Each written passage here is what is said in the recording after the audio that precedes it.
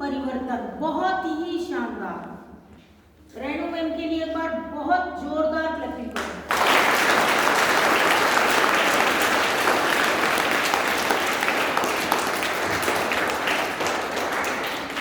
छोटा सा प्रयास बहुत कुछ कर जाता है। यस और नो? पूरे दिल से अगर भगवान को भी बुलाएंगे ना तो वो डेफिनेटली आएगा। तुम्हारे अंदर वो कैपेसिटी तो हो बुलाने की, हमारे अंदर, आपके अंदर। मतलब बच्चा गुरु से भी ज्यादा पावरफुल निकला, उसने गुरु से भी ज्यादा करके दिखा दिया। गुरु को नहीं दिखते थे, गुरु जी तो यूं ही भोग लगाते थे। बहुत ही अच्छा लगा। टीचर्स टॉक में सब टीचर्स का नंबर आएगा। आप ये घबराइए मत कि हमसे नहीं हो पाएगा। दुनिया की कोई चीज ऐसी है ही नहीं जो हमसे नहीं हो सकती। कुछ भी इस पृथ्वी पर ऐसा नहीं है जो हम नहीं कर सकते। और एवरी चाइल्ड सब कुछ कर सकता है, बस जरूरत होती है थोड़ा सा हौसला देने की। अब मैं आपको एक स्टोरी ही सुनाऊंगी। आते ही रोज बातें बताती हूँ, आज स्टोरी क्योंकि मैम का थोड़ा टाइम लगा है तो मैं तुम्हें बताती हूँ। तुमसे पहले 2-4 क्वेश्चन करूंगी, फिर उसके बाद स्टोरी सुनाऊंगी और फिर उसके बाद फिर क्वेश्चन पुट अप करूंगी कि उस कहानी से परिवर्तन क्या हुआ, क्या बदला। अभी हम आपसे पूछते हैं कि संगति जो होती है ना, साथ, आपका दोस्त जैसा है वैसे आप बन जाते हो, तो संगति का असर होता है या नहीं होता है? होता है। जैसे के साथ रहोगे वैसे ही बनोगे। इस टॉपिक पर कई कहानियां भी हैं, लेकिन जब हम कॉमन में बैठेंगे तो कॉमन ही रह जाएंगे। मैं इससे बिल्कुल भी सहमत नहीं हूं, बिल्कुल भी। अब आपके विचार बदल दूंगी मैं। आपने कहा संगति का असर होता है। अब आप देखिए, एक बार एक तोते का घोंसला होता है, तोता चोटी का जोड़ा होता है और उस घोंसले में उसके 2 बच्चे होते हैं। भयंकर आंधी आती है और उस आंधी में वो बच्चे घोंसले समेत उड़ जाते हैं। एक बच्चा जाकर गिरता है साधु के आश्रम में और एक बच्चा, तोते का बच्चा, गिरता है डाकुओं की गिरोह में, जहां डाकू रहते थे। छोटे छोटे बच्चे थे, धीरे धीरे वो बड़े होने लग गए। और होता क्या है कि साधु तो उनको राम राम पढ़ाता था, राम राम राम राम। वो तोता, कहते हैं ना तोते की तरह बोल रहा है, तो तोता बड़ा जल्दी सीखता है। तो तोते ने राम राम बोलना सीख लिया, सम्मान देना सीख लिया लोगों को। कोई आता आश्रम में तो तोता कहता राम राम, आओ बैठो, ये बातें करता था। और डाकू के पास, डाकुओं के गिरोह में जो गिरा था, वो कहता पकड़ो, मारो, मार डालो, छीन लो इसका सामान। ऐसा बन गया वो। मतलब तुम्हारी बात सच है कि संगति का असर होता है। ठीक है।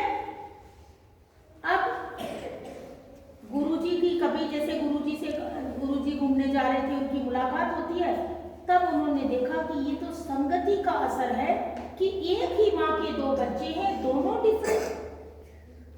भाई एक ही माँ थी उनकी, एक तो डाकुओं के साथ रहकर डाकू बन गया और एक संतों के साथ रहकर संत बन गया। लेकिन मैं इस कहानी का दूसरा वे दिखाती हूँ। यदि हमारा निश्चय दृढ़ होता है कि मुझे यही करना है, तब आप पर उसका कोई असर नहीं होता। चाहे आपको कोई सिर पटक के मर जाए, आप अपने मन में ठान लो कि मुझे ये करना है। गलत नहीं होना चाहिए। आप सोच लो कि मुझे तो इसको परेशान करना है, तो वो नहीं होना चाहिए। पहले आप अपने अंदर से कंफर्म हो कि हाँ, मैं जो कर रहा हूँ वो सही है। और जब आप सच्चे होते हैं ना, तो आपके पास गलत बातें तो दूर दूर तक होती ही नहीं है। एक इसका ही एग्जाम्पल देती हूँ मैं आपको कि संगति का असर नहीं होता है। एक पेड़ होता है चंदन का। चंदन का पेड़ होता है, बहुत ठंडा रहता है। जब किसी के गर्मी चढ़ जाती है तो चंदन घिसकर लगाया जाता है। चंदन से ठंडक पहुंचती है बॉडी को। तो चंदन के पास सांप होते हैं बहुत ज्यादा।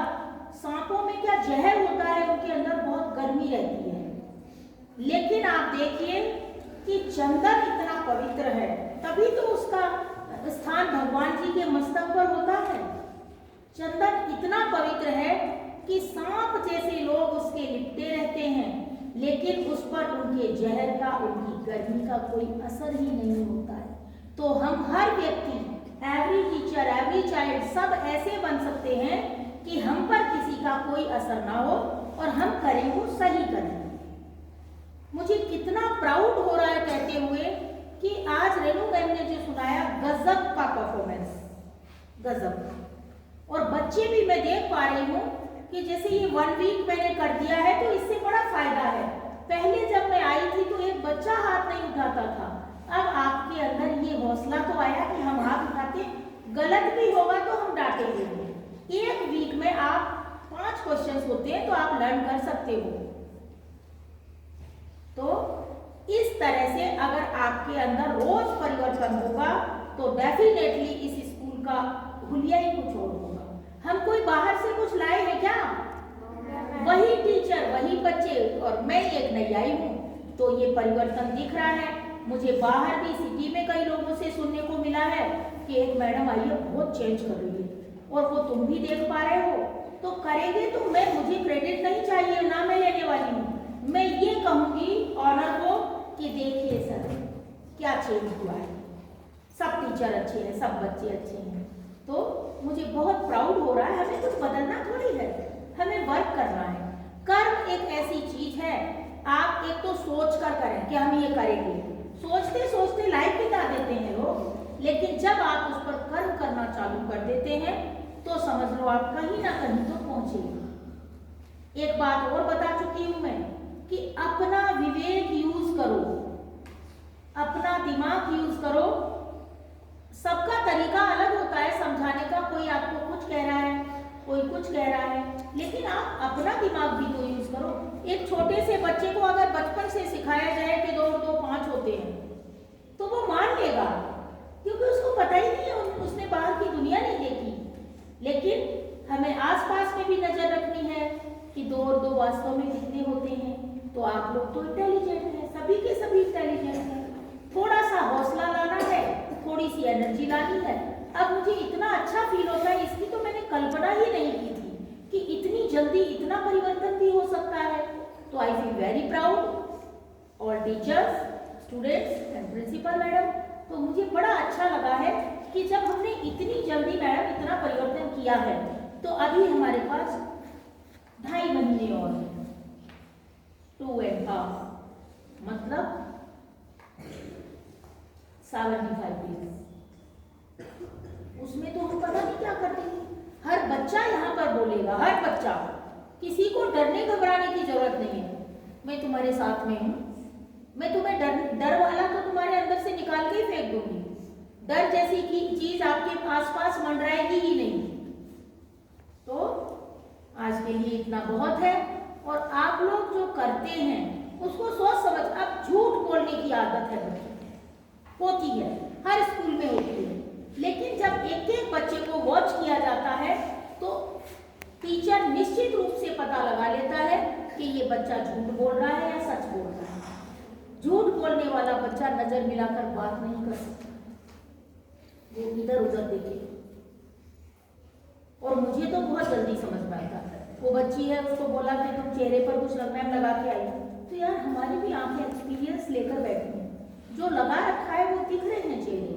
तो अब जैसे कोई आपकी नोटबुक ले गए, आप स्पष्ट बोलो, सच बोलो। सच बोलने का बहुत बड़ा फायदा ये है कि आपको याद नहीं रखना पड़ता है कि मैंने किसको क्या बोला। वही बात सबको बोलोगे तो आप सच्चे हो जाओगे। और सच में इतनी बड़ी ताकत है कि जिसका आप अंदाजा भी नहीं लगा सकते। आपने देखा, एक स्लोगन है, एक ध्येय वाक्य है, सत्यमेव जयते, सत्य की हमेशा ही विजय होती है। तो सत्य बोलो तो हार तो तुम्हारे आसपास ही नहीं आएगी। एक श्लोक के साथ में विराम लूंगी। अपूर्वः कोऽपि कोशोऽयं विद्यते तव भारती, व्ययतो वृद्धिमायाति क्षयमायाति संचया। इसका हिंदी अनुवाद होगा, कि एक सरस्वती का खजाना ही ऐसा है जो खर्च करने पर बढ़ता है। लक्ष्मी माता का खजाना है, आपके पास लाख रुपए हैं, आपने 10,000 खर्च कर दिए तो आपके कम हो जाएंगे। लेकिन सरस्वती माँ का खजाना एक ऐसी चीज है जो जितना खर्च करोगे उतना बढ़ेगा और जितना उसको इकट्ठा करोगे वो नष्ट हो जाएगा, क्योंकि यूज में ही नहीं लिया जा रहा। आपके पास बहुत बड़ा खजाना है, प्लीज प्लीज प्लीज उसको यूज में लीजिए। ओके?